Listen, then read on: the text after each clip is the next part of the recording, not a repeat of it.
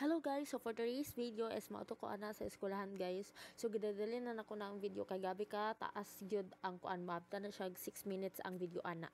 So gidadali gifast ako na siyang gidadali kuan ako na siya. So karon is magdadali ko mauto ko sa eskwelahan ana. So gidadali ko ana og makeup kay late na ko unsa nay oras alas 5 na siya guys. So ang akong tingog is dali na pud ni kay mulakaw na ko unsa nay oras sa makasaban ko sa instructor ani. Wala ba ko gisulod atong niagi giahak. Wala ko na apil sa kuan sa quiz ay sa oral di ay. So karon kay may eskwela ko so magpabawi sa ko guys. So mag-blush on sa ko ana kay magdali jud ko guys. Wala pa ko nakapagkuan na napakapangilay unya akong kilay ana guys kay mura pa na og kuan wala na nagkapantay baga na kay akong kilay. So naglagot ako ana, nagdress ako ana guys kay wala nagyud ko masuot, wala ko nakapanglaba kay ang pulo dili na ko nasuoton karon dito sa Huwebes guys. So pag humana ana kay maadto na rin ko so ulan pag yun na guys giahak wala tay sapatos giatay char.